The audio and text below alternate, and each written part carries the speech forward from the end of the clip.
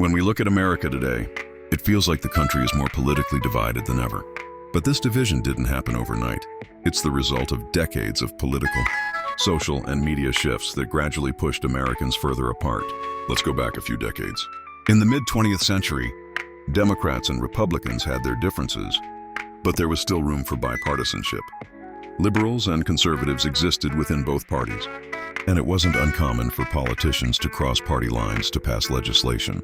But starting in the 1960s, major cultural shifts like the Civil Rights Movement, the Vietnam War, and women's liberation began to reshape the political landscape.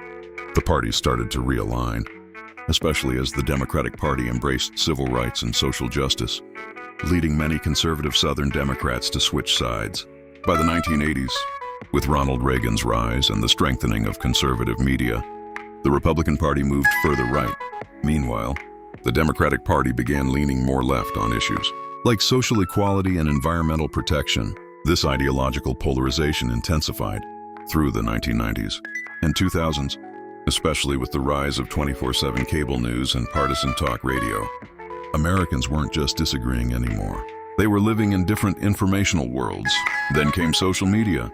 Platforms like Facebook, Twitter, and YouTube created echo chambers, where people mostly see content that reinforces their existing beliefs. Algorithms reward outrage, not nuance. Political identity started to feel like a personal identity, and that made every disagreement feel existential. Compromise began to be seen not as maturity, but as betrayal. Add to that gerrymandering, voter suppression accusations, and a broken campaign finance system, and you've got a political environment where trust is low, misinformation is high, and common ground is hard to find. Today, even basic facts can be politicized. Americans aren't just divided on policy, they're divided on reality.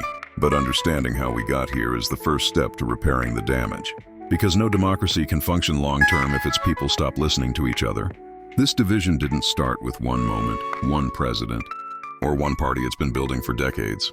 And while the problem is complex, one truth remains. Healing a democracy requires dialogue, trust, and a willingness to meet in the middle.